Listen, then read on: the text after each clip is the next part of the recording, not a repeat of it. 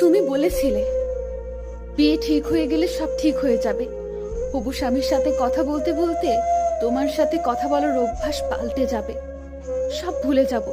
কই, ভুলতে তো পারলাম না। তার সাথে কথা বললে তোমার কণ্ঠস্বর এখনো আমার কানে বাজে, তার সামনে গেলে তোমার মুখটাই ভাসে। কেন এমন হয় বলো তো? তুমি বলেছিলে বিয়েটা হয়ে যাক, সব ঠিক হয়ে যাবে। প্রথম 7 দিন বিয়ের হাজারো ঝামেলা, নিয়ম কানুন, সাজসজ্জায় সব ভুলেই থাকবে। কই, এই 7 দিনে 1 সেকেন্ডের জন্য তো এই মন থেকে তোমায় সরাতে পারিনি তোমার স্মৃতি থেকে নিজেকে বের করতে।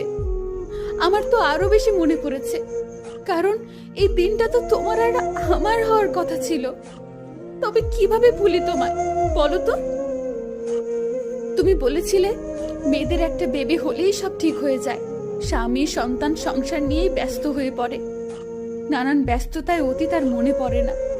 কই, আমি তো পারিনি অতীত ভুলতে। বাবুর বাবার জায়গায় আমি তো এখনো তোমায় কল্পনা করি, তার মুখের দিকে তাকালে এখনো তোমার মুখটা ভেসে আসে। ভুলতে পারলে কি হতো এমন বলো তো? তুমি বলেছিলে ছেলে মেয়ে বড় হয়ে গেলে সব ঠিক হয়ে যাবে। জানো তো, এখনো যখন বাচ্চাদের স্কুল থেকে ফেরার পথে সেই বয়সের ছেলে মেয়েগুলোকে দেখি একসাথে পথ চলতে, খুনসুটি করতে, বুঝতে আর বাকি থাকে না প্রেম চলে এদের। তখনও আমার সেই 15 বছর আগের দিনগুলো মনে পড়ে।